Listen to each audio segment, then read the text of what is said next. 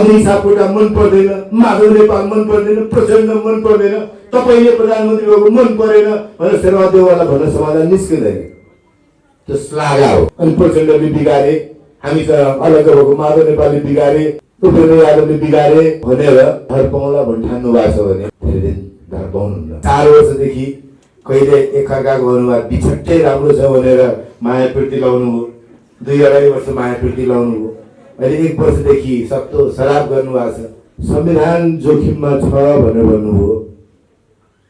अनि संविधान जोखिममा छ भने तपाईले अहिलेदेखि आउने संसदको निर्वाचन हुँदासम्म संसद चल्न दिनु भएन भने भोलि बहुमतै जितेर आउनु भने पनि अनि आउनेले तपाईलाई रातो कार्पेट राखेर संसद चलाउन दिन्छ?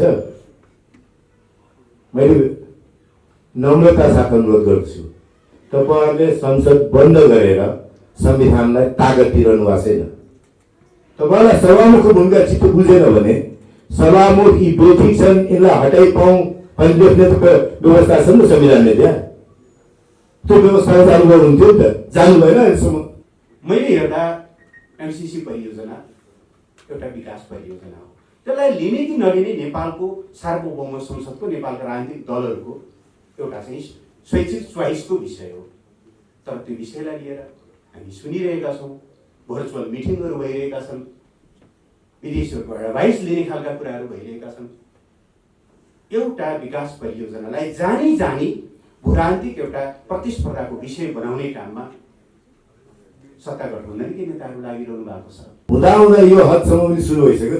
तेरो पिएचडी नकरी कि मेरो पिएचडी नकरीमा बहस गर्न थाल्नु भएको छ। अब त्यहाँ गएर हामीले अब फैसला गर्ने बाबुरामजीको नकली कि भीमरावजीको नकली तपाईँहरूले टुङ्गो गर्नुहोस्। संसदीय एउटा मात्रै विद्यावारिधि हो म जसले आफ्नो नामका अगाडि डाक्टर लेखाएको छैन। डाक्टर लेखाउने प्रक्रिया सजिलो छ। डाक्टरको सर्टिफिकेट लगेर निर्वाचन आयोगमा राखेर मेरो नाम अगाडि डाक्टर जोड्ने सिफारिस लेखी पाऊँ भनेपछि त्यो संसदमा चिठी आएपछि डाक्टर जोडिपाएको छ। आज पनि चेक गर्नु होला, संसदमा म एकजना मात्रै विद्यावारिधि हो जसको नामको अगाडि डाक्टर छैन। लागेको थियो कि क्या हो मनमा, सायद अचेतन सचेतन के मन भन्छ।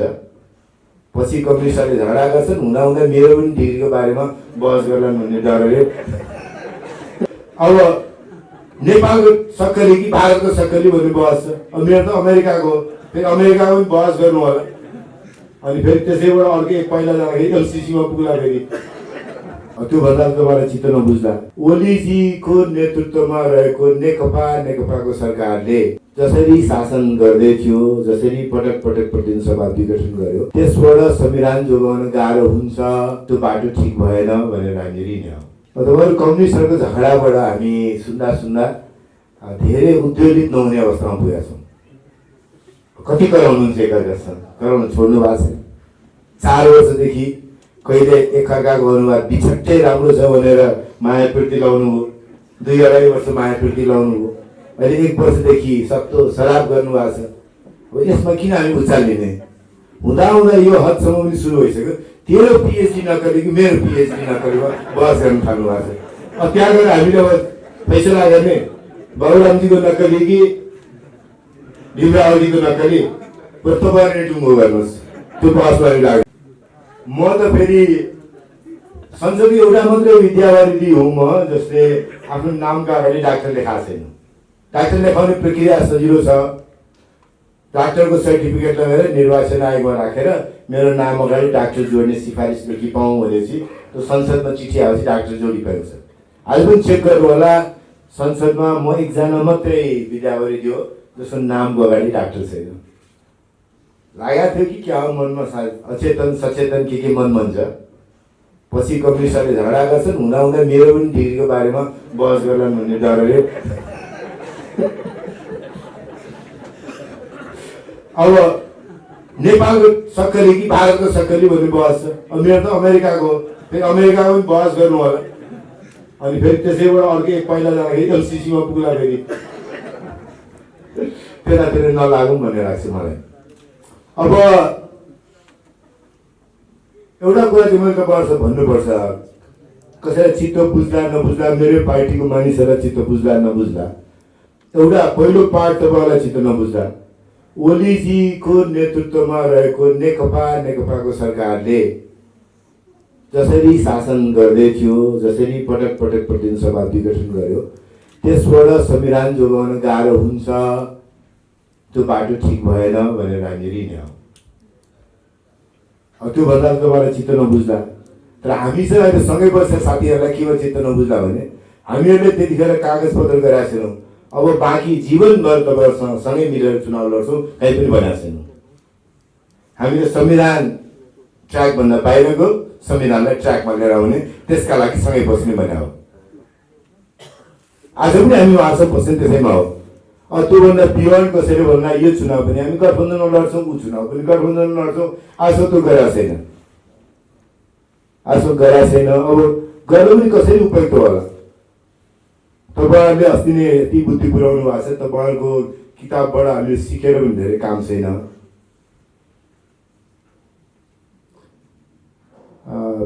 कति 100 सिटमा पनि चुनाव लड्नु पर्ने गरे, 100भन्दा 1-2 सिट कममा लड्नु पर्छ। 97 80 सिटमा चुनाव जित्नु हो। त्यतिखेर त प्रचण्डलाई राम्रै प्रयोग गर्नुभयो नि त। त्यो चाहिँ काहीँ न काहीँ राख्दै नराखिकन अनि प्रचण्ड चाहिँ सबै हाम्रै जिम्मा रहने, आफ्नो भागको त जिम्मा लिनुहोस् कि त्यसमध्ये काट्नुहोस्। प्रचण्डको आएको भोट पनि छ नि त। 80 जना मध्ये कतिजना हटाउनुहुन्छ? 41 हटाउनु परेन। आफ्नै पार्टीको समानुपातिक मत होइन भने काहीँ न काहीँ हामीले सुरु गरेर राजनीति हिँड्दै जाँदा कहाँसम्म पुग्यो भन्ने त सोच्न पर्ला नि त। अब अहिले बिर्सिन थालेपछि कस्तो गाह्रो हुन्छ भने माघ 19 भन्नुभयो। माघ 19 त्योभन्दा अगाडि स्थानीय तहको म्याद नथप्या के इत्यादि भन्ने कुरा गर्नुभयो। माघ 19 मैले सम्झिँदा त तपाईँहरू हामी दुईटै पार्टी सरकारमा थियो नि त। शेरबहादेव प्रधानमन्त्री हुनुहुन्थ्यो, कामरेड भरत मोहन अधिकारी उप प्रधानमन्त्री हुनुहुन्थ्यो। त्यसैले माघ 19 सम्झिँदाखेरि पनि काङ्ग्रेस एमाले सँगै बसेर सरकार चलाएर त्यो पनि फेर्न नसकेर ज्ञानेन्द्र ल्याए बेला सम्झेको। मैले खालि सम्झाउनु मात्रै खोजा।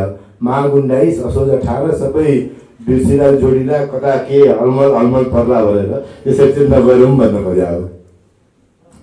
मैले तपाईँहरूको एउटा कुरा चाहिँ अनुरोध पक्का गर्छु के अरे, अब मैले हाम्रो पार्टीको निर्णय भएको छ। मैले केन्द्र सदस्य पनि होइन।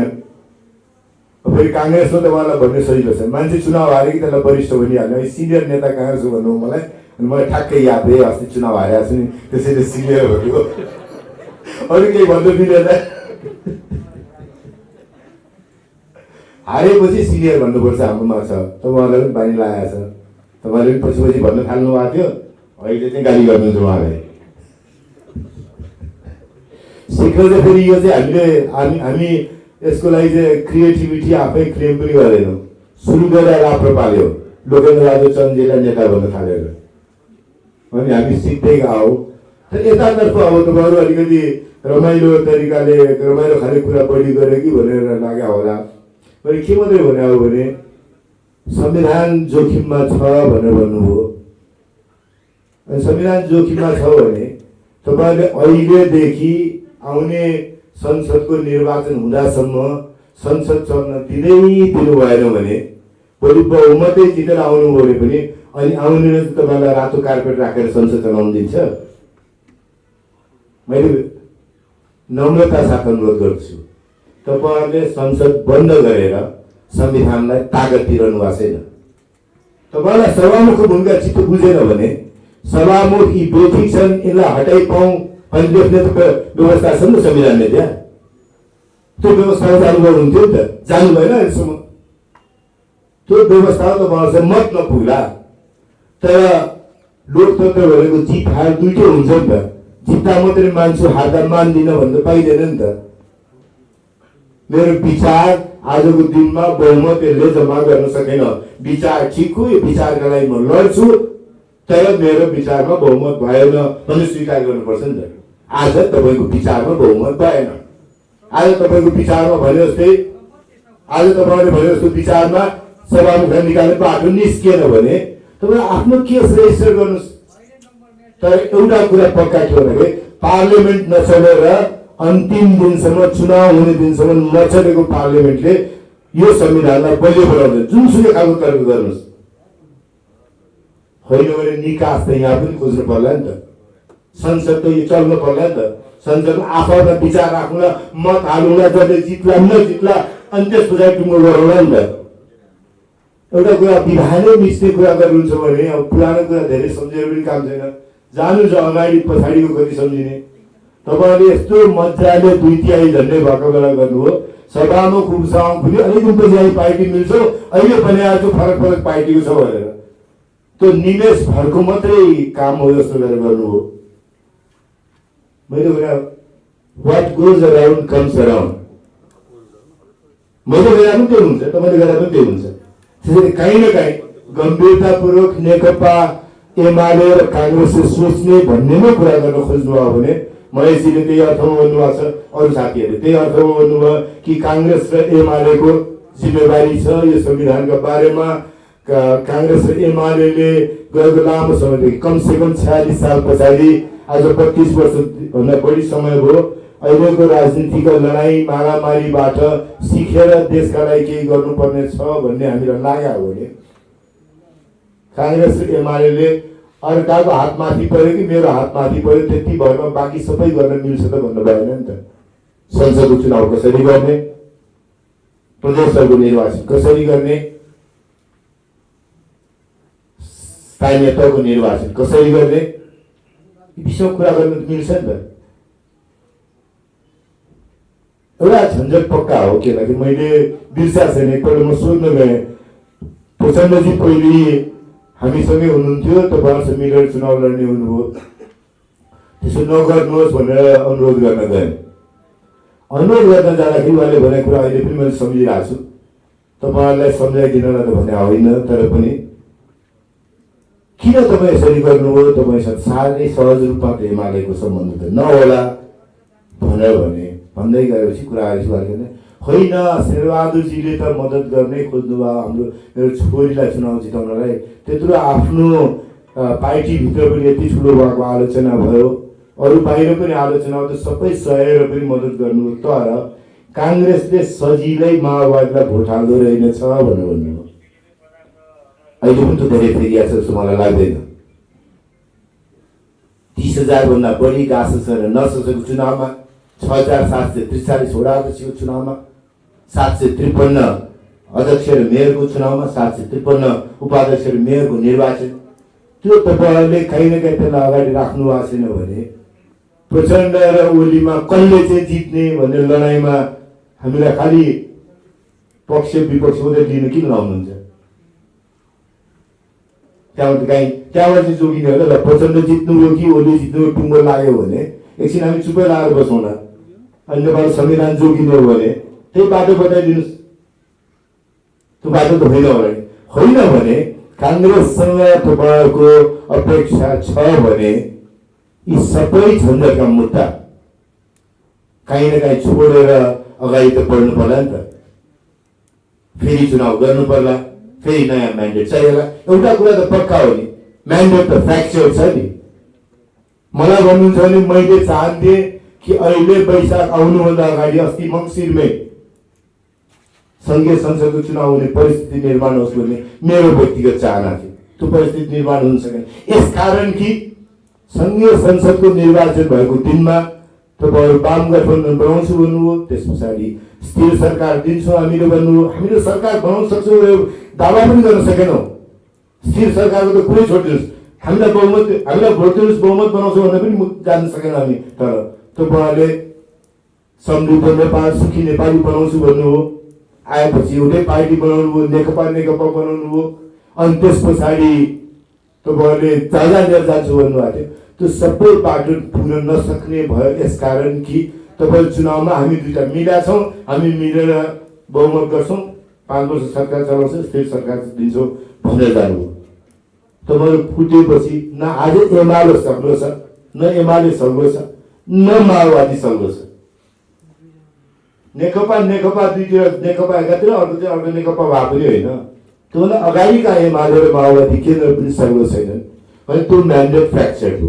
हामी कहाँ थियौँ भन्दा हामी प्रधानमन्त्रीलाई अविश्वासको प्रस्ताव पनि राख्न नसक्ने प्रतिपक्ष थियो 22%, अविश्वासको प्रस्ताव राख्न 25% चाहिन्छ। तर खालि एउटा कुरा के भने प्रमुख प्रतिपक्ष भनेको झन्झट भयो, केही भयो, कसो हो, भएको सरकारले चलाउन सकेन भने विकल्पको सरकार हो भन्ने। त्यही विकल्पको सरकारको रूपमा आज तपाईँहरूलाई मन परेका सबै मान्छे जम्मा गरेर हामी सरकार बनाइरहेका छौँ। हामीले पनि यो कति दिन ठेक्ने, हामी पनि धेरै दिन ठेक्न सक्ने चिज होइन।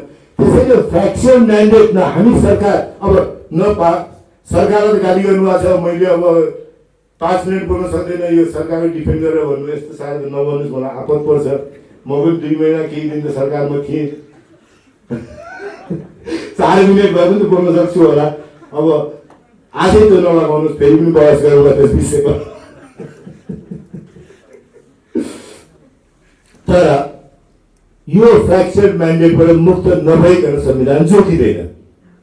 यो फ्र्याक्चर म्यान्डेटबाट बाहिर निस्कनुपर्छ। त्यो बाहिर निस्कनलाई अग्नि सापकोटा मन पर्दैन, माधव नेपाल मन पर्दैन, प्रचण्ड मन पर्दैन, तपाईँले प्रधानमन्त्री भएको मन परेन भनेर शेरबहादेववाला भन्न समाधान निस्किँदैन। त्यो श्लाघा हो, श्लाघाको बाटोबाट कहीँ पनि पुग्दैन। मैले भने शैली तपाईँलाई चित्त नबुझ्दा, तर एउटा कुरा पक्का हो, म तपाईँ सबैलाई नम्रतापूर्वक आग्रह गर्छु, एकपल्ट ठन्डा दिमागले सोध्नुहोस् कि को चाहिँ काम नलाग्ने बढी हो भनेर, कसको चाहिँ कम्युनिस्ट सर्टिफिकेट सक्कली हो, कसको चाहिँ नक्कली हो भनेर बहस गरेर पिएचडी सर्टिफिकेट अलिक दिनुपर्छ त्यही आउला, कसको चाहिँ कम्युनिस्ट सर्टिफिकेट सक्कली हो भनेर। अब हामीले यस्तो अप्ठ्यारोमा परेको छ, सरकारको नेतृत्व गरेका छौँ है, 22% ठाउँमा भएको पार्टी, अनि त्यसमा बहस सुन्यो भने एउटा साँच्चै कम्युनिस्ट खोज्नुहुन्छ भने हामीलाई मत हाल्नुहोस्, हामी को सक्कली कम्युनिस्ट भन्नुहुन्छ प्रचण्डजी, माधवजी झन् सक्कली कम्युनिस्ट भन्नुहुन्छ, ओलीजी झन् सक्कली कम्युनिस्ट हुनुहुन्छ। यस्तो देशमा 1 से 1 सक्कली कम्युनिस्टहरूको बिचमा हामी त न कम्युनिस्ट हौँ न के हौँ, सरकारको नेतृत्व हामी गरेर बस्नु परिरहेछ। यस्ता सक्कलीहरूले सबै गरिदिएको हुन्थ्यो। त्यही सक्कलीको बहस पनि छोड्नुहोस्। यो संविधान हामी सबैले बसेर मिलेर बनाएको देश कठिनाइमा छ। कोही न कोहीले एकछिनका रमाइलो त गर्ला, एकछिन त मजा आउला, मैले भने भयो कि भएन भनेर, तर त्योभन्दा अगाडि चाहिँ जाँदैन। आजको दिनमा जति ठुलो निराशा आम नागरिकका बीचमा छ राजनीतिका प्रति, राजनीतिक नेताहरूका प्रति, राजनीतिक दलहरूका प्रति, त्यसका बारेमा फेरि म प्रदीपजीलाई, महेशजीहरू, साथीहरूलाई भन्छु, हामीहरू माघ 19 भन्दा अगाडि हामी बालुवाटारमा जम्मा हुन्थ्यौँ। एमालेको साथीहरू मन्त्री निवासमा भरतमुन अधिकारी उप प्रधानमन्त्रीको घरमा के अरे सरकारी निवासमा जम्मा हुनुहुन्थ्यो। के छ तपाईँहरूकातिरको खबर भनेर। आज राजाले लिन्छन् कि भोलि राजाले लिन्छन्, हरेक दिनको कुरा थियो। केही छ त्यस्तो तपाईँहरूका सुन्नु भएको छ भने हामीहरू त सबै यही उप प्रधानमन्त्रीका छौँ, हामीहरू सबै यहाँ प्रधानमन्त्रीका बालुवाटारमा छौँ भनेर। आज त्यो सत्य त छैन होला। तर काङ्ग्रेस एमाले, काङ्ग्रेस हुँ एमाले हुँ हाम्रो जिम्मा छ भन्ने, अनि प्रचण्डले बिगारे, हामी त अलग भएको माधव नेपालले बिगारे, उपेन्द्र यादवले बिगारे भनेर धर पाउला भन्ने ठान्नु भएको छ भने धेरै दिन धर पाउनुहुन्न होइन। खालि चुनावका लागि मुद्दा बनाउँदै जाने हो भने जति गरे पनि धेरै सजिलो छैन तपाईँलाई भोटैमा। हामीलाई गाह्रो के छ भन्दाखेरि सरकारमा भएका मान्छेलाई सिट नदिने हो भने सरकार नचल्ला भन्ने मात्रै डर हो नि। भोटैमा त तपाईँसँग डराउनु पर्ने कहाँ खण्ड छ भाइ। अब तपाईँहरू जस्तो बेला बेला भन्नुहुन्छ चुनाव तिमीले नै गर न हामी लडिहाल्छौँ भने जस्तो, हामीले पनि सबै कम्युनिस्ट मिलेरै गर्छु भन्नु पऱ्यो भने के गर्ने, लड्दिन भन्नु मिल्दैन होइन। जति ढिलो भए पनि सङ्घीय संसदको चुनाव पनि मङ्सिरमा हुनै पर्यो। त्यसैले कतातर्फ सोच्ने एकपल्ट गम्भीरतापूर्वक मनन गरौँ। राजनीतितर्फ अथवा किन अर्कोलाई अघिल्लो देखाउनेतर्फ, अथवा म चाहिँ सबैभन्दा ठिक छु भनेर। झन्झट त यस कारण पनि छ कि तपाईँहरू कम्युनिस्टहरू यति धेरै पूर्व प्रधानमन्त्रीहरू पनि थुप्रो हुनुहुन्छ। अब हामीका त प्रधानमन्त्री भए मान्छे पनि एकजना मात्रै हुनुहुन्छ, पार्टी सभापति मान्छे पनि एकजना मात्रै हुनुहुन्छ। अब हाम्रो त्यो बापत झगडा फसाद पनि छैन। तपाईँहरूको त अब फेरि सबै पूर्व प्रधानमन्त्री अलग अलग पार्टी बनाउनु पर्ने, अहिले महासचिव अध्यक्षबाट सबैले अलग अलग बनाउनु पर्ने खण्ड पर्न थाल्यो कि हो भन्ने लाग्छ मलाई। होइन भने तपाईँले गम्भीरतापूर्वक सोच्नुपर्ने, किन तपाईँको पार्टी अलग भयो, किन एक ठाउँमा बस्न सकेन, त्यो जानेले पनि बिगा गरेर हुन्छ। धेरै मैले अब पण्डित नगरौँ यहाँ बसेर फेरि उहाँहरू उठेर जाने बित्तिकै तपाईँहरू सिधै अगाडि पर्नुहुन्छ। विषयवस्तुको बारेमा कानुनी एङ्गलबाट धेरै कुरा आइसकेको छ भने राजनैतिक एङ्गलबाट यस पछाडिका आजका प्रमुख वक्ताहरूले बोल्नुहुनेछ। मैले त्यो बिचमा रहेर थोरै कुरा तपाईँको सामु के राख्न चाहन्छु भने इतिहासको पुनरावृत्ति हुने खतरा हुँदो रहेछ। मैले 47 सालको परिवर्तन पछाडि 48-49 सालमा कङ्ग्रेस र एमाले बिचको तिक्तता बढिरहँदाखेरि त्यतिखेर 51 सालको निर्वाचन पछाडिको जुन अवस्था छ हामी त्यतातर्फ जान थाल्यौँ जस्तो मैले महसुस गरेको छु। त्यतिखेर कङ्ग्रेसको बहुमतको सरकारलाई कङ्ग्रेसले जोगाउन सकेन। त्यो कङ्ग्रेसको सरकार जोगिन नसकेको अवस्था पछाडि एमालेको ठुलो दलको हैसियतले 51 सालमा जुन उपस्थिति थियो त्यसमा कङ्ग्रेस र एमालेको बिचको सत्ता स्वार्थको लडाईँको कारणले तत्कालीन अवस्थामा राप्रपाले खुब लाभ लियो। कहिले सूर्यबहादुर थापालाई प्रधानमन्त्री बनाउन हामी लाग्यौँ, कहिले लोकेन्द्रबहादुर चन्द बनाउन लाग्यौँ। त्यहाँभित्र संसदीय यति धेरै फोहोरी खेलहरू भित्रिए कि मलाई लाग्छ त्यसलाई समीक्षा गर्यो भने आज हाम्रो लाज निहुर्ने छ। त्यसको श्रृङ्खला तपाईँ आज माघ 19 पनि परेको छ। 59 माघ 19 जतिखेर राजाले लोकतन्त्रमाथि हमला गरे त्यसका आधारहरू भनेका 51 सालको त्यो विकृत राजनीति र 54 सालको स्थानीय तहलाई 59 सालमा म्याद थप्ने कि नथप्ने भन्ने निकै ठुलो बहस हो। त्यतिखेर नयाँ चुनाव गर्न सकिँदैन भन्ने निष्कर्षमा पुग्यो। संजोगले प्रधानमन्त्री शेरबहादुर देउवा नै हुनुहुन्थ्यो, न म्याद थपियो न निर्वाचन भयो। त्यस पछाडि नेपालको राजनीतिमा हामीले संविधान बचाउन सकेनौँ, हामीले लोकतन्त्र बचाउन सकेनौँ। यहाँभित्र अराजकता, सामाजिक फाँसीवाद अनेक खालका प्रवृत्तिहरू प्रकट भएर हामीले 62-63 को आन्दोलन गर्नु पर्यो, नयाँ संविधान लेख्नु पर्यो, मूल सङ्घीय लोकतान्त्रिक गणतन्त्रमा जाने एउटा स्थिति बन्यो। आज त्यही पुनरावृत्ति दोहोरिन खोज्दैछ। हामीले राजनीतिक अस्तित्वभित्र संविधान जोगाउन सक्दो रहेछौँ, विधिको शासनलाई जोगाउन सक्दो रहेछौँ, लोकतान्त्रिक पद्धति जोगाउन सक्दो रहेछौँ, जनताको समृद्ध नेपाल निर्माणको चाहना पुरा गर्न सक्दो रहेछौँ भन्ने बुझेर संविधान लेख्दा र कानुन निर्माण गर्दा, जस्तो निर्वाचनसित सम्बन्धित कानुन बनाउँदा थ्रेसहोल्डको व्यवस्था हामीले गर्यौँ। दल विभाजन गर्ने कुरामा केन्द्रीय कमिटी र संसदीय दलमा 40% पुग्नुपर्छ र भन्ने शब्दको उपयोग गर्यौँ। तर पछिल्लो बेला आफ्ना स्वार्थ अनुसारका अध्यादेशहरू बन्न थाले। दोष हामीले पनि लागेको छ, किनभने हामीले पनि 40%लाई रको सट्टा वा बनाउन खोज्यौँ। तर पछि एमाले फुटाउनुको निमित्त 20%मा झारेर त्यो पनि र होइन वा बनाइयो। अब कानुनका छिद्रहरूलाई अध्यादेश मार्फत भाँडबैलो गर्ने, विगतका हाम्रो अनुभव र अनुभूतिहरूलाई तोड्ने र संविधान र कानुनका धारा उपधारालाई बलियो बनाउने होइन कि त्यसलाई कमजोर र जीर्ण बनाइदिने अभियान जुन सुरु भयो, मलाई लाग्छ आज एमाले विरुद्ध गठबन्धन बनाएर एमालेमाथि प्रहार गर्दा कतिपय दलहरूलाई स्वाद परेको होला। तर यसले मलाई लाग्छ सिस्टममाथि नै प्रहार हुन खोज्दैछ। स्थानीय तहको चुनाव अघि कुरा आइसक्यो। संविधानको भाग 18 को 225 तक टेकेर स्थानीय तहको चुनाव फागुनमा लैजाने खालको छलफल सुरुवात भयो। त्यो स्थानीय तहको व्यवस्थापिका गाउँपालिका र नगरपालिका होइन, गाउँसभा र नगरसभासित सम्बन्धित प्रावधानलाई गलत ढङ्गले व्याख्या गर्न खोज्छ। तर आज म प्रधानमन्त्रीज्यूसँग अलिकति सकारात्मक किन छु भने त्यो घेराबाट उहाँले उठेर जेठ 4 गते निर्वाचन गर्ने एउटा कमिटमेन्ट हिजो निर्वाचन आयोगसँग गर्नुभयो। छिटो जति सक्दो छिटो यसलाई क्याबिनेटबाट डिसिजन गर्नको लागि म अनुरोध गर्न चाहन्छु। कहिलेकाहीँ बाँदरको पुच्छर टेकेर हिँड्दा त्यसले लौरोको पनि काम गर्दैन, हतियारको पनि काम गर्दैन भन्ने हाम्रो भनाइ छ। प्रचण्ड कमरेड र माधव नेपाल कमरेड दुईटा पुच्छर यस्ता उहाँले बोकेर हिँडिरहनु भएको छ। न त्यो लौरोको काम गर्छ, न त्यसले हतियारको काम गर्छ। उहाँहरूलाई आधार मानेर उहाँहरूले संविधान नगर्ने के अरे निर्वाचन नगर्ने प्रक्रियामा जानु हुँदैन, यो हाम्रो उहाँलाई आग्रह छ।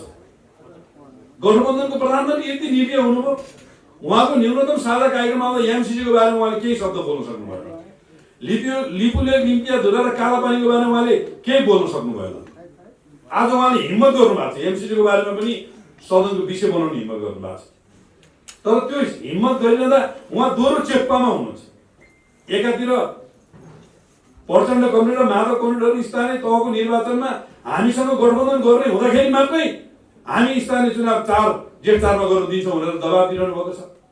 अर्कोतिर कांग्रेस लोकतन्त्रको एउटा पर्यायवाची पार्टी भएको हुनाले स्थानीय तहको चुनाव कुनै हालतमा सार्न हुँदैन, संविधान मासिने कुरा र लोकतन्त्र मासिने कुराको अब्जस हाम्रो भागमा लिनु हुँदैन, हामी हेर्दै हेर्दै भिडबाट खस्ने स्थिति बन्न दिनु हुँदैन भनेर कांग्रेसभित्र निकै ठुलो दबाब प्रधानमन्त्रीज्यूले परेको छ।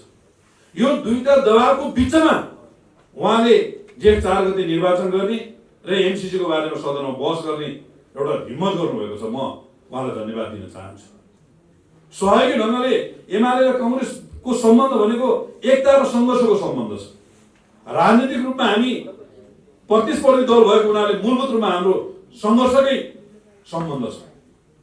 तर जब संविधानमाथि हमला हुन्छ, जब लोकतन्त्रमाथि हमला हुन्छ, जब व्यवस्थामाथि प्रश्न उठ्ने गरेर गतिविधि हुन थाल्छ, त्यतिखेर एमाले र कांग्रेस एक ठाउँमा उभिएको घटना छ। र जब हामी एक ठाउँमा उभिन्छौँ तर यो मुलुकको लिग ठिक ठाउँबाट हिँडेको छ। आज विभिन्न मिडियाका साथीहरू, पत्रकार साथीहरूले प्रश्न गर्नुहुन्छ के अब प्रधानमन्त्रीज्यूलाई गठबन्धन गाँडो भएको, के प्रधानमन्त्रीले एमालेको बिचमा सहकारीको वातावरण बन्न थालेको? हामीले पाएकोसम्म त्यस्तो कुनै फर्मल प्रोसेस अगाडि बढेको छैन। प्रधानमन्त्रीज्यूले प्रस्तावहरू अगाडि बढाउँदै जाने अनि एमाले आफूमाथि लागेको घाउ चोट र पीडाहरू अनि आफूमाथि गरेका आक्रमणहरूलाई सधैँ प्रधानमन्त्रीको पछि लाग्ने भन्ने कुरा म त्यो सम्भावना देख्दिनँ। यद्यपि यो विषयमा मभन्दा आधिकारिक ढङ्गले अहिले प्रदीप कमरेडले भन्नुहुनेछ। र गठबन्धनको बिचमा गठबन्धन गरेर पार लाग्दैन भन्ने कुराको महसुस भइरहँदाखेरि पनि यो कहिलेकाहीँ के भने हुन्छ भने कसैले दही चुरा दिन्छ भनेर हतार फोहोर भाँडामा हामी थापिदियौँ भने त्यो दही चुरा फोहोर भाँडामा पर्छ। अब मागेर ल्याएको दही चुरा खाउँ कि नखाउँ? त्यो फोहोर भाँडामा मुसेको दही चुरा खाउँ भने अनेक रोग लाग्छ, नखाउँ भने आफैले भाँडो थापेछ। आज कांग्रेस दही चुरा पाइन्छ भनेर प्रचण्ड र माधव नेपाल रूपी फोहोर भाँडामा दही चुरा मागेर अगाडि बढेको छ। खाउँ भने त्यसले आफूलाई पहाड लाग्ने, डायरिया हुने र स्वस्थ शरीर नै खतम हुने स्थिति छ, नखाउँ भने छोड्न पनि सकेको छैन। यो अवस्थामा आज मलाई लाग्छ प्रधानमन्त्रीको हालत छ। र म यहाँ डाक्टर मिलेन्द्र रिजाल हुनुहुन्छ, प्रदीप गेवाली हुनुहुन्छ, म उहाँहरूलाई के अनुरोध गर्न चाहन्छु भने म यो मझौला वक्ता भएको हुनाले मैले उहाँलाई के अनुरोध गर्न चाहन्छु भने यो मुलुकको लोकतन्त्र बचाउनको निमित्त, संविधान बचाउनको निमित्त, आवधिक निर्वाचनलाई सही दिशामा लैजानको निमित्त अर्ली इलेक्सनको माध्यमबाट प्रतिनिधि सभाको निर्वाचन गर्ने र जेठ 4 गते भित्र निर्वाचन गराउने कुरामा तपाईहरु लाग्नु पर्नेछ। फेरि मैले बिहान एकजना माओवादी नेताको भाषण सुने। उहाँले एउटा कामको फेरि क्षेत्र समाउनु 2 महिना अगाडिको निर्वाचन गर्न पर्थ्यो त, जेठ 4 चाहिँ कहाँ 2 महिना अगाडि हो? दलहरुको बीचमा एउटा खालको समझदारी बनाएर निर्वाचन आयोग र सरकारको बीचमा एउटा खालको समझदारी बनाएर निर्वाचन हुने जुन वातावरण बन्न खोज्दैछ त्यसलाई फेरि कानुनका छिद्रहरू खोजेर तोड्ने र भाँड्ने ढङ्गले साथीहरूले जुन अभियान चलाउन खोज्दै हुनुहुन्छ त्यो तर्फ सचेत हुँदै मलाई लाग्छ भोलि निर्वाचनमा प्रतिस्पर्धा हामीले नै गर्ने हो। च्याखे दाउ थाप्नेहरूले यो मुलुकलाई अस्थिरतातर्फ लान खोज्दैछन्। माओवादी केन्द्र र नेकपा यस भन्ने पार्टीले कांग्रेस र एमालेको बीचमा कुनै दलले बहुमत प्राप्त नगरून् भन्ने कुरामा बडो सचेत हुनुहुन्छ। अनि के कांग्रेसको थाप्रोमाथि चढेर काँक्रो फल्नु परेको छ कि एमालेको थाप्रोमाथि चढेर काँक्रो फल्नु परेको छ? एमालेसँग मिलेर गठबन्धन गर्नुहुन्छ, कांग्रेसमा बसेर सत्ता चलाउने छलफल गरिरहनुहुन्छ विगतमा पनि। अहिले कांग्रेससँग बसेर सत्ता चलाइरहनु भएको छ, एमालेसँग सम्भावित चुनावी परिणामको बारेमा पनि भित्रभित्र प्रतिनिधि पठाइरहनु भएको छ भन्ने कुरा हामी सुनिरहेका छौँ। यो दुई चरित्रवाला साथीहरू, यो च्याखे दाउ थप्ने साथीहरू र दुईटा पार्टी मध्ये एउटा पार्टीलाई साथ दिएर आफ्नो हैसियत बनाउने अनि निर्वाचन पछाडि दुवै पार्टीलाई खेलाएर आफू सत्ता प्राप्तिमा लागिरहने, जसरी प्रदेश सरकारले 6-7 वटा मन्त्रालयबाट 12-13 वटा मन्त्रालय बनाएर झ्यालै पिछे मन्त्रालय, भ्रष्टाचार, अनियमितता, महँगी, आज मात्रै पेट्रोलियम पदार्थको महँगी फेरि बढेको छ। फेरि जनतामाथि महँगी थुपलिएको छ। आज कङ्ग्रेसको एकजना नेताले उभिएर 6 महिनामा मेरो सरकारले यो राम्रो काम गर्यो भनेर 5 मिनट उभिएर बोल्न नसक्ने एउटा परिस्थिति सिर्जना भएको छ। यो घाँडोहरूलाई, यो अवसरवादीहरूलाई, यस्ता च्याखे डाउ खाप्नेहरूलाई बोकेर हिँडेसम्म हिजो एमालेको हालत पनि त्यस्तै बनाउनु खोजेको थियो। एमाले त्यो छोडेर अगाडि बढेको छ। आज कङ्ग्रेसको हालत त्यही बनाउनु खोज्दैछ। त्यसो भएको हुनाले मेरो दुईटा मुलुकको परिवर्तनको निम्ति महत्त्वपूर्ण योगदान गरेका नेताहरू आग्रह के छ भने तपाईँहरूको पहलमा संविधान बचाउन, लोकतन्त्र बचाउन, मुलुकलाई समृद्धिको दिशामा लैजान, जनताको नयाँ म्यान्डेट अनुसार निर्वाचनको प्रक्रिया अगाडि बढाउनको निमित्त तपाईँहरूको तर्फबाट पहल कदमी होस्। यति कुरा भयो भने आजको यो कार्यक्रमले सार्थकता पाउनेछ। राष्ट्रिय युवा सङ्घ नेपालले देशभरि दबावमूलक कार्यक्रम, मसाल जुलुस लगायतका कार्यक्रम गरिरहेको छ। त्यो कार्यक्रम गर्नुपर्ने दिन अन्त्य हुनेछ, किनभने त्यो कुनै रहरले गरिएको कार्यक्रम होइन, त्यो बाध्यताले गरिएको कार्यक्रम हो। र राष्ट्रिय युवा सङ्घ नेपालले सँगसँगै रक्तदानको अभियान चलाइरहेको छ हो राष्ट्रिय युवा सङ्घ नेपालले। अनि त्यस्ता रचनात्मक र सृजनशील कार्यक्रम गर्ने दिशामा अगाडि बढ्नेछ। राजनीतिक सङ्कटहरू उत्पन्न हुन्छन्, उसले एउटा सशक्त हस्तक्षेप गर्ने एउटा गौरवशाली परम्पराले बोक्दै आएको छ। मलाई 2047 सालको असोजतिरको एउटा सन्दर्भ याद आउँछ। हाम्रो पार्टीका अध्यक्ष पूर्व प्रधानमन्त्री केपी शर्मा ओलीले नेतृत्व गर्नुहुन्थ्यो प्रजातान्त्रिक राष्ट्रिय युवा सङ्घ नेपालको। त्यति बेला 46 सालको आन्दोलनपछि नेपाली काङ्ग्रेस, संयुक्त वाम मोर्चा र राजाका प्रतिनिधिहरू समेत मिलेर संविधानको एउटा मस्यौदा तयार भयो। तर त्यो मस्यौदालाई जारी गर्ने मामलामा दरबारले अनिच्छा प्रकट गर्यो, आलेटाले गर्यो। त्यति बेला युवा सङ्घले राष्ट्रव्यापी रूपमा एउटा दबाव अभियान सञ्चालन गरेको थियो, जुन दबावको बलमा त्यो संविधान जारी भयो। त्यति बेलाको सन्दर्भमा एउटा महत्त्वपूर्ण उपलब्धि थियो त्यो संविधान। यद्यपि त्यो बचेन, शक्ति सन्तुलन, अरू विभिन्न खालका षड्यन्त्रहरू, धेरै खालका कुराहरू भए, म त्यता जान चाहन्न। आज त्यस्तै एउटा अप्ठ्यारो अवस्थामा यहाँहरूले देशव्यापी रूपमा दबाव अभियान सञ्चालन गरिरहनु भएको छ। समयमा स्थानीय तहको निर्वाचनको सन्दर्भमा म यहाँलाई धन्यवाद पनि भन्न चाहन्छु। निर्वाचनका सन्दर्भमा, यसका स्थानीय तह निर्वाचनका सन्दर्भमा यसका संवैधानिक कानुनी व्यवस्थाको बारेमा पूर्ववक्ता साथीहरूले धेरै कुराहरू राखिसक्नु भएको हुनाले म त्यसमा धेरै चर्चा गर्न चाहन्न। खालि 3-4 कुरा मात्रै के सन्दर्भमा म उल्लेख गर्न चाहन्ला भनेदेखि निर्वाचन सरकारको च्वाइसको विषय हुन सक्दैन, होइन, उसको संवैधानिक दायित्व हो। संविधानमा एउटा भाषा प्रयुक्त छ। निर्वाचन आयोगको सिफारिसमा सरकारले निर्वाचनको मिति तोक्नेछ। त्यो सिफारिसमा तोक्नेछ भन्ने कुरा उसले मनलाई तोक्ने, मनलाई नतोक्ने त्यो तजविजी अधिकारको कुरा होइन। यो कुरालाई हामीले गम्भीरतापूर्वक हेक्का राख्नुपर्छ, उसको संवैधानिक दायित्वको विषय हो भन्ने कुरालाई म यहाँनिर उल्लेख गर्न चाहन्छु। स्थानीय तह सम्बन्धमा हाम्रा कानुनी प्रबन्धहरू, संवैधानिक प्रबन्धहरूको बारेमा साथीहरूले पर्याप्त राख्नुभएको छ। म खालि 2टा सन्दर्भ यहाँनिर उल्लेख गर्न चाहन्छु। स्थानीय नयाँ संविधान बनाइरहँदाखेरि स्थानीय तहको बारेमा 2टा स्कुल अफ थट त्यति बेला थिए। मधेस केन्द्रित दलहरू र माओवादीभित्रका कतिपय साथीहरू स्थानीय तहलाई प्रदेश तहको अधीनस्थ राख्ने, उनीहरूलाई कति अधिकार दिने, कति अधिकार नदिने, कहिले चुनाव गर्ने, कहिले चुनाव नगर्ने, त्यो कुरा प्रदेशको मातहत हुनु जरुरी छ। संहिता भनेको मूलतः केन्द्र र प्रदेशको अन्तर सम्बन्धको विषय हो। यो ढङ्गको मान्यताको पक्षमा हुनुहुन्थ्यो। नेकपा एमाले फ्रन्ट लाइनमा थियो, नेपाली काङ्ग्रेसका साथीहरूको पनि यसमा प्रश्न नै मान्यता थियो, होइन। हामीले निर्माण गर्न खोजेको संहिताको मुख्य उद्देश्य ग्रासरुटसम्म लोकतन्त्र पुर्याउनु हो।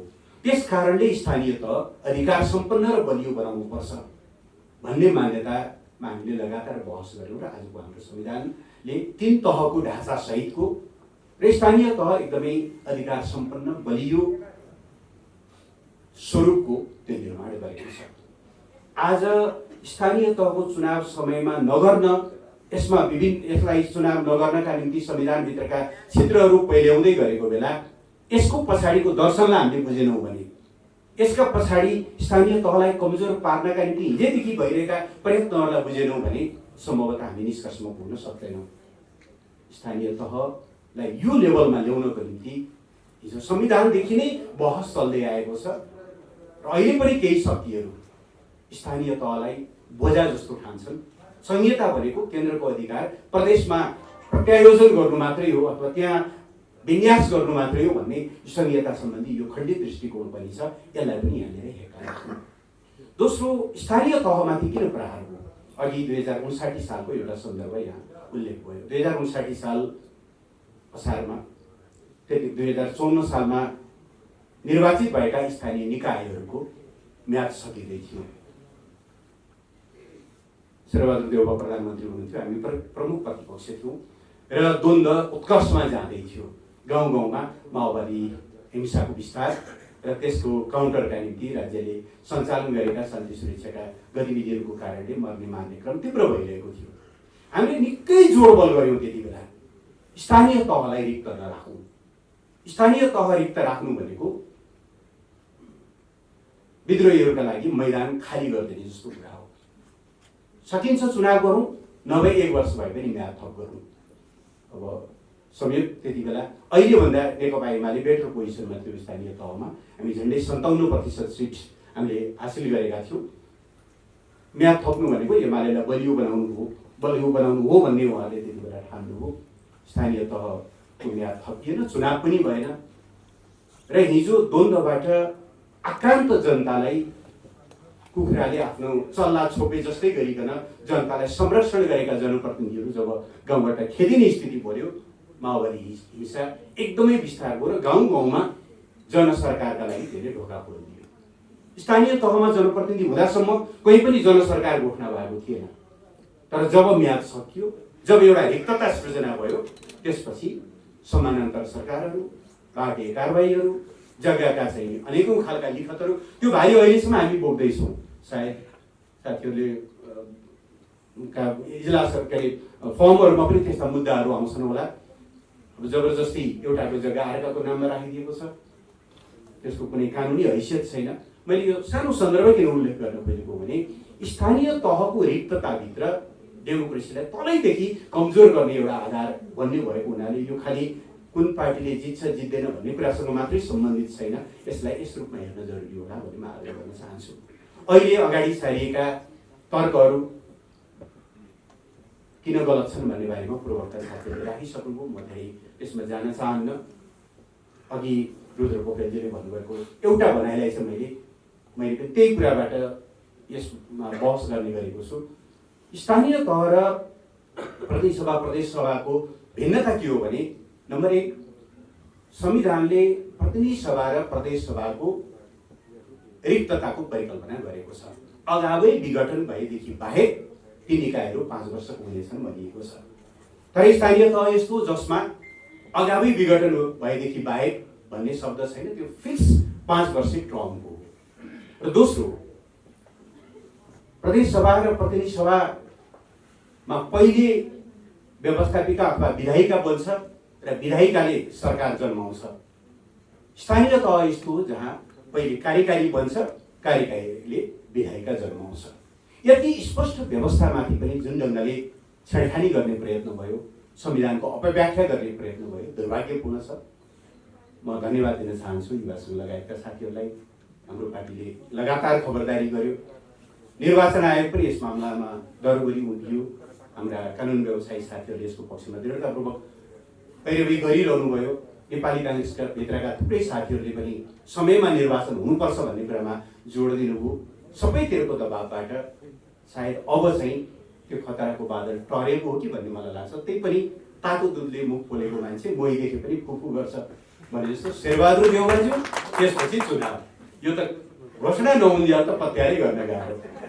त्यस कारणले गर्दा यो खबरदारी राखि नै राख्नु होला। तै पनि भोलिभन्दा परसम्म चाहिँ जानु नपर्ला कि यति साह्रो दबाव भइसकेपछि अब समयमा चुनाव होला भन्ने एउटा अपेक्षा चाहिँ हामीले गरेका छौँ।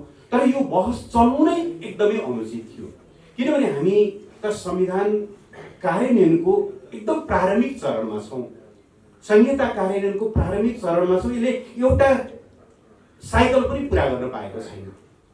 प्रतिनिधि सभाले 5 वर्ष कार्यकाल पुरा गरेको छैन। स्थानीय तहका प्रतिनिधिहरूले 5 वर्ष कार्यकाल पुरा गरेका छैनन्। एक कार्यकाल पुरा भएर स्मुथली चुनाव भएर ह्यान्डओभर भएपछि बल्ल संविधान र संहिताको कार्यान्वयनको दिशातिर मुलुक अगाडि बढ्यो भन्ने एउटा अवस्था हुनुभन्दा अगावै, एक कार्यकाल पुरा गर्नुभन्दा अगावै यो ढङ्गले संविधानको अपव्याख्या हुनु, निर्वाचनलाई पर धकेल्ने प्रयत्न हुनु, त्यसका लागि संविधानका छिद्रहरू खोज्ने प्रयत्नहरू हुनु दुर्भाग्यपूर्ण थियो। यसले हाम्रो लोकतन्त्रमाथि अझै पनि जोखिमहरू कायम नै छन् भन्ने देखाउँछ। लोकतन्त्रको रक्षाका लागि लगातारको सचेतता र खबरदारी जरुरी छ। यस विषयमा हामीले जे गरिरहेका छौँ त्यो सही छ भन्ने मलाई लाग्छ। दोस्रो, यसमा जाँदा जाँदै यो विषयलाई यही टुङ्ग्याउन म चाहँला। दक्षिण एसियामा स्थानीय तहसम्मै यति राम्रो एउटा ग्रासरुट डेमोक्रेसीको अभ्यास गर्ने मुलुक नेपाल पहिलो हो। हामीभन्दा धेरै पुरानो संविधान भएका मुलुकहरू पनि छन्, तर यति तहसम्म स्पष्ट अधिकारको व्याख्या सहित संस्थागत भएको अरू देशमा यस्तो खालको व्यवस्था छैन। त्यस कारणले पनि यसलाई जोगाउनु जरुरी छ। यसमाथि प्रहार हुने कारणहरू पनि त्यस कारणले बुझ्न सकिने विषयहरू छन्। साथीहरूले चुनावलाई कुनै पनि बहानामा सार्ने, ऐन र संविधान बाजिएको छ भन्ने बहानामा फेरि त्यसमा ढिलासुस्ती गर्न चाहने कुनै पनि प्रयत्नहरू भयो भनेदेखि त्यो खबरदारी निरन्तर गर्नुहोला र निर्वाचनको मिति घोषणा भइसकेपछि हामी सबै निर्वाचनमा केन्द्रित भएर अगाडि बढ्नेछौँ। मैले यस विषयमा यति मात्रै भन्दा पुग्छ जस्तो लाग्छ। अब यहाँहरूले अलिकति अबको राजनीतिको बारेमा पनि केही सन्दर्भहरू सुन्न चाहनुभएको छ। म संक्षेपमा मात्रै कुराहरू गर्न चाहन्छु। अबको सन्दर्भमा मैले मुख्यतया 4वटा कुरालाई उल्लेख गरौँला। अघि डाक्टर मिनेन्द्र रिजालले संसदको अवरोधको बारेमा केही कुराहरू गर्नुभएको छ, एउटा विषय। दोस्रो, अब निर्वाचनमा राजनीतिक समीकरणहरू कस्ता बन्छन्, गठबन्धनहरू कस्ता बन्छन्, नेकपा एमाले कुन नीतिका साथ अगाडि बढ्छ भन्ने दोस्रो विषय होला। बहुचर्चित एमसिसीको विषय होला र मुलुकको पछिल्लो राजनीतिक अवस्था, राजनीतिक सामाजिक आर्थिक अवस्थाको स्थिति होला। संक्षेपमा मैले 3-4 कुरालाई टच गर्न चाहन्छु। नेकपा एमाले सरकार छोडेको अहिले 6.5 महिना जस्तो भएको छ, तर बडो दुःखका साथ भन्नुपर्छ राज्य, हामी अहिले प्रतिपक्षमा भएर होइन, एउटा सामान्य नागरिकले पनि बुझ्ने विषय के हो भने राज्य चौतर्फी एउटा सङ्कटमा, एक खालको भन्ने भने असफलताको दिशातिर जान थालेको अवस्था छ। न्यायालय इतिहासमा कहिल्यै नभएको सङ्कटमा छ। न्यायाधीशज्यूहरू हडतालमा हुनुहुन्छ, सेवाग्राहीहरू अरू त अरू सङ्कटकालमा समेत रोक्न नमिल्ने बन्दी प्रत्यक्षीकरणका मुद्दाहरूको समेत समयमा फैसला नभएर हप्तौँसम्म उहाँहरू कसैलाई गैर कानुनी थुनामा राखिएको रहेछ भने उनले समयमा सुनवाई पाउने स्थितिबाट समेत वञ्चित भएको असाध्यै असहज अवस्थाबाट न्यायालय गुज्रिएको छ। संसद अवरुद्ध छ। त्यसका कारणहरू चाहिँ म बताउँला। सरकार जस्तो छैन, यति संवेदनहीनता छ। आज 24 लाख खोप, प्रति मात्रा खोप, यद्यपि अहिले कयौँ त्यो सम्झौताहरूमा डिस्क्लोजर गर्न नमिल्ने नन डिस्क्लोजर एग्रिमेन्ट गरेको हुनाले मूल्य बताइएको छैन, तर इन एभरेज $10 प्रति मात्रा जस्तोमा हामीले खरिद गरेका खोपहरूको सरदर मूल्य त्यस्तो छ। हिसाब गर्नुहोस् त, 24 लाख मात्रा भनेको कति हो? झन्डै 2.5 अरब जस्तो हो। त्यति खोप हराएको छ, तर कसैले जवाबदेही दिँदैन। सचिवजीले भन्नुभयो, स्वास्थ्य मन्त्रालयको सचिवजीले, हरायो, कता गयो। मानव यो यति सामान्य विषय जस्तो सरकार कतिसम्म एउटा चाहिँ असंवेदनशील बनेको छ भन्ने कुराको एउटा स्थिति। सरकार जस्तो नरहने, न्यायालय ठप्प हुने, संसद नचल्ने, अर्थतन्त्रका सबै सूचकहरू, तपाईँ व्यवसाय गर्न जानुहोस्, ब्याङ्कमा ऋण माग्न जानुहोस्, तरलताको अभाव छ, पैसा दिँदैन ब्याङ्कले। इतिहासको सबैभन्दा तल्लो ग्राफमा झर्यो विदेशी मुद्रा सञ्चित, नेपालबाट बाहिर जाने पैसा र बाहिरबाट भित्र आउने पैसा त्यो भुक्तानी सन्तुलन सधैँ डरलाग्दो गरी त्यो ग्याप बढ्दै गएको अवस्था छ। विकास खर्च 7 महिना हुन लाग्यो 15% बढ्दैन। एकदमै अप्ठ्यारो अवस्थामा हुनुहुन्छ र यही बेला सत्तामा रहनुभएका नेताहरू जानी जानी एक खालको भूराजनीतिक द्वन्द्व निम्त्याउँदै हुनुहुन्छ। मैले हेर्दा एमसीसी परियोजना एउटा विकास परियोजना हो। त्यसलाई लिने कि नलिने नेपालको सार्वभौम संसदको नेपालका राजनीतिक दलहरूको एउटा चाहिँ स्वैच्छिक च्वाइसको विषय हो। तर त्यो विषयलाई लिएर हामी सुनिरहेका छौँ, भर्चुअल मिटिङहरू भइरहेका छन्, विदेशीहरूको एडभाइस लिने खालका कुराहरू भइरहेका छन्। एउटा विकास परियोजनालाई जानी जानी भूराजनीतिक एउटा प्रतिस्पर्धाको विषय बनाउने काममा सत्ता गठबन्धनकै नेताहरू लागिरहनु भएको छ। मुलुक असाध्यै गम्भीर अवस्थातिर गइरहेको छ। यसमा म माननीय वीरेन्द्र रिजालको भनाइसँग 100% सहमत छु कि यसको निकास ताजा जनादेशबाट मात्रै हुन्छ। हिजोको जनादेश खण्डित भएकै हो। त्यही भएर नै हामी ताजा जनादेशको माग गरेर प्रतिनिधि सभा विघटनको निष्कर्षमा पुगेका हौँ।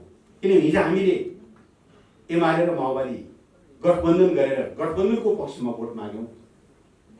छुट्याउनु गाह्रो छ गठबन्धनमा कसको मत कति हो भन्ने कुरा समानुपातिकता त छुटिएला, तर अरूमा छुटिँदैन। त्यो गठबन्धन टिक्न नसकेपछि या पार्टी एकता टिक्न नसकिसकेपछि अब गठबन्धन पुरानो जनादेश खण्डित भयो, ताजा जनादेशमा जाउँ भनेर हामीले भन्यौँ। डिक्सनरीमा भयभरका गालीका शब्दहरू हामीले खेप्नु पर्यो। के मात्रै भनिएन, प्रतिगामी, हिटलर, सारा हामीले ताजा जनादेशमा जाने हाम्रो प्रयास असफल भयो। तर हामीले भनेको निष्कर्ष त सही रहेछ नि त। पुरानो जनादेश खण्डित भयो। आजको सङ्कट भनेकै के हो भने सरकार चलाउने म्यान्डेट पाएका झन्डै 2/3 म्यान्डेट पाएको दल, त्यसमध्येको सबभन्दा ठुलो दल सरकार बाहिर छ। अनि डाक्टर रिजालकै भाषामा भन्ने हो भने 22% प्रधानमन्त्रीको विरुद्ध अविश्वास प्रस्ताव राख्न पनि संख्या नपुग्ने दल सरकारको नेतृत्वमा छ। जसका विरुद्ध चुनाव लडिएको थियो ती दलका सहयात्रीहरू छन्। प्रचण्डले लड्नु भएको त उहाँले गर्नु जुन घोषणापत्रका आधारमा लड्नुभयो त्यहाँ त नेपाली काङ्ग्रेस मुख्य प्रतिस्पर्धी अग्रगमनको बाधक भनेर भनिएको छ। जसका विरुद्ध लड्नुभएको छ उहाँ सत्ताको साझेदार हुनुभएको छ।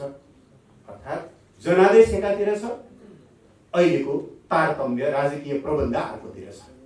आजको सङ्कटको विरोधाभास, आजको सङ्कटको कारक यही हो। यो कारकलाई भत्काउनै पर्छ। त्यो भत्किने भनेको ताजा जनादेशमा जाने हो। नेकपा एमाले जहिले इलेक्सनमा जान तयार छ। ताजा जनादेशमा जाने गरी नेपाली काङ्ग्रेसले बहस गर्छ भने स्थानीय तहको चुनाव लगत्तै प्रदेश सभाको चुनावमा जानको निम्ति हामी बिल्कुल तयार छौँ। यो स्थिति जति दिन रहन्छ, किनभने यो उहाँले बनाउनु भएको गठबन्धन पनि अप्राकृतिक हो। हिजो जनताको सामु एक ढङ्गको भाषा कबुल गरिएको छ, सरकार एक ढङ्गले बनेको छ। त्यो धेरै दिन लामो जाँदैन। त्यस कारणले गर्दा ताजा जनादेश अहिलेको विकासको एउटा आधार हो भन्ने कुरालाई म पनि जोड दिएर भन्न चाहन्छु। जहाँसम्म स्थानीय तहको निर्वाचनको कुरा छ, अघि नै हामीले भन्यौँ समयमा हुनुपर्छ, कुनै बहानाबाजी स्वीकार्य छैन र नेकपा एमाले यसमा एक्लै लड्छ। हामीलाई चुनाव सामना गर्नका लागि अरू कसैको सहारा लिनुपर्ने, अरू कसैको बैसाखी टेक्नुपर्ने जरुरी छैन। हाम्रा लागि हामीले गरेका कामहरू हामीले काम गर्दै जाँदा जहाँ हामीलाई अवरोध सृजना गरियो र हामीलाई बाटो छेक्ने प्रयत्न भयो, ती तथ्यहरू नै जनताको मन जित्नका लागि पर्याप्त छन्।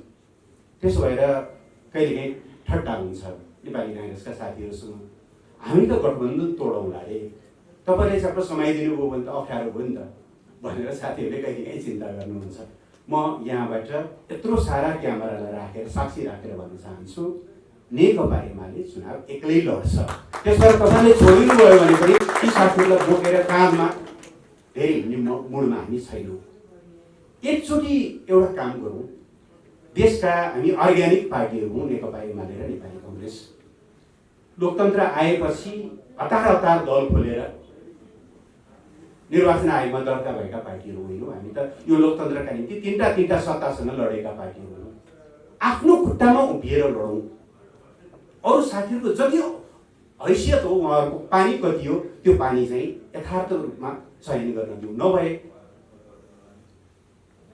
जस्तो स्थिति बन्यो 52 सालपछि जनताबाट अस्वीकृत भएका राप्रपाको एउटा सेक्सनलाई बोकेर हामीले त्यति बेलाको लोकतन्त्रलाई, प्रजातन्त्रलाई जसरी बदनाम बनाउने काममा हाम्रो भूमिका रह्यो, अहिले करिब त्यस्तै स्थिति बन्ने खतरा छ। त्यसो भएको हुनाले एक्लै लडौँ, उहाँहरू पनि एक्लै लड्नुहोस् अथवा गठबन्धन बनाउनुहोस्, केही ठुलो कुरा भएन। निर्वाचनले एउटा यथार्थ हैसियत सृजना गर्छ। त्यस पछाडि कसरी अगाडि बढ्ने भन्ने बारेमा चुनाव पछाडि पनि छलफल गर्न सकिन्छ। नभए नेपाली राजनीतिमा सदैव अवसरवादले भुइँ चढिरहने भयो। घोषणापत्र एउटासँग बनाउने, मत एउटासँग माग्ने, सरकार बनाउने बेलामा अर्को ठाउँमा जम्प गर्ने, यो स्थितिले नेपाली राजनीतिलाई विकृत, जनताको नजरमा एकदमै किसिमले वितृष्टायोग्य र राजनीतिलाई सधैँभरि फोहोरी बनाउने हो। यो राजनीतिको यो फोहोरलाई सुधार्नका लागि, फोहोरलाई सफा गर्नका लागि एकचोटि नेकपा एमाले र नेपाली काङ्ग्रेस एक्लै चुनाव लडौँ भन्ने आग्रह छ। तपाईँलाई म फेरि एस्योर गर्न चाहन्छु, तपाईँहरूले साथी लिनुभयो भने पनि हामी हाँसी खुसी सामना गर्छौँ। अघिल्लोचोटि गरेकै हो। 74 सालको वैशाख असारका दुवै चुनावहरू असोजको समेत हामी एक्लै लडेका हौँ, अहिले पनि लड्छौँ। हामीलाई गठबन्धनसँग पनि भए पनि छैन, न मनोवैज्ञानिक न अरू कुनै अलग अलग भयो भने पनि हामीले फेरि त्यस्तो खालको राजनीतिमा सधैँभरि अस्थिरताको संवाद बन्ने पात्रहरूलाई धेरै प्रशय दिने, उहाँलाई धेरै भाव दिने र राजनीतिलाई सधैँभरि चाहिँ एउटा अस्थिरताको बन्धक बनाउने पक्षमा नेकपा एमाले छैन। यस हिसाबले अगाडि बढौँ भन्ने म आग्रह गर्न चाहन्छु। संसदको कुरा संयोग यस्तो पर्यो, मलाई त्यो विषय भन्नु मन थिएन। असार 28 को परमादेशको हामी त्यसप्रति हाम्रो गम्भीर आपत्ति छ, जसको बारेमा पार्टीले सार्वजनिक रूपमा व्याख्या गरिसकेको छ। म त्यो हेर्न चाहन्न। तर पनि सर्वोच्च अदालतले फैसला गरिसकेपछि हामी त्यसलाई स्वीकार हामीले गऱ्यौँ। 29 गते प्रधानमन्त्रीले राजीनामा दिनुभयो। साउन 3 गते पुनस्थापित प्रतिनिधि सभाको पहिलो बैठक भयो। त्यो पहिलो बैठकको पहिलो वक्ता संयोगले मै थिएँ। हाम्रो अलिअलि जुवारी पनि चल्या थियो डाक्टर साहबसँग। साउन 3 गतेदेखि साउन 32 गतेसम्म नेकपा एमाले कहीँ कतै संसद अवरोध गरेर सरकारले कहीँ कुनै बिजनेस दिएको थिएन। तर अफगानिस्तानमा अलपत्र परेका नेपालीहरूलाई रिप्याट्रिएट गर्ने कुरा होस्, साउन 15 गते जयसिंह धामी तुइन काटिएर बेपत्ता पारिए उनको परिवारलाई न्याय दिने कुरा होस्, उनको हेरोबाउट पत्ता लगाउने कुरा होस्, बाढी पहिरो यावत विषयमा नेकपा एमाले जीवन्त ढङ्गले विषयहरू उठाएर प्रतिनिधि सभालाई सक्रिय बनाएको थियो। अर्थात् प्रतिनिधि सभा पुनर्स्थापनाको त्यो सर्वोच्चको फैसलाप्रति हाम्रो नीतिगत असहमति हुँदाहुँदै पनि त्यसलाई हामीले कार्यान्वयन गर्ने कुरामा हामी क्रियाशील थियौँ। तर भदौ 23 गतेदेखि प्रतिनिधि सभा अवरुद्ध छ। अवरोध अरू कुनै कारणले होइन,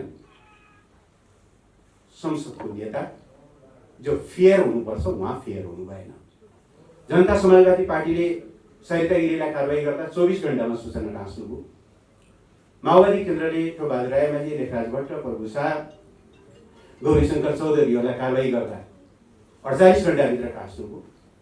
तर नेकपा एमाले आफ्नो पार्टीका सांसदहरू जो अनुशासन उल्लङ्घनको कारणले कारवाहीमा परेका थिए, हामीले कारवाही गरेका सांसदहरूको सूचना उहाँले टाँस्नु भएन।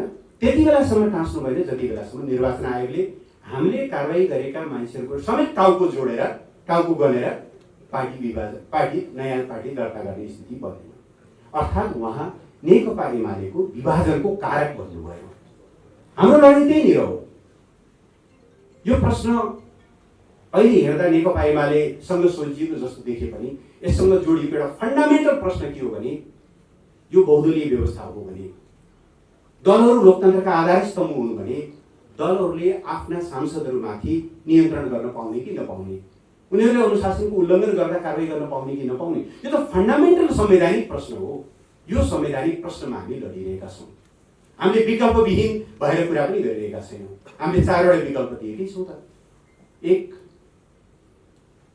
आज पनि सभामुखले सूचना टाँस्नुहोस् 14 जनाको, त्यसको लिगल भ्यालु हुन्छ कि हुँदैन मलाई थाहा छैन, तर कमसेकम इतिहासमा यी एमाले कारबाही गरेका सांसद हुन् भन्ने कुरा अभिलिखित होस्। त्यसो भयो भने संसद खुल्छ। दोस्रो, उहाँलाई त्यसो गर्न अप्ठ्यारो पर्यो भने सार्वजनिक रूपले क्षमा याचना गर्नुहोस् न त। म त्यो पदको आचरण ठिक ढङ्गले मैले कार्यान्वयन गरिनँ, मेरा कारणले नेकपा एमाले विभाजित भयो, विभाजनको म कारक भने, मैले गरेको यो कामका लागि आई एम सरी। दोस्रो, त्यो कुरा भन्नुहोस् सार्वजनिक रूपले। तेस्रो, त्यसो पनि गर्न सक्नुहुन्न, बाटो छोडिदिनुहोस्।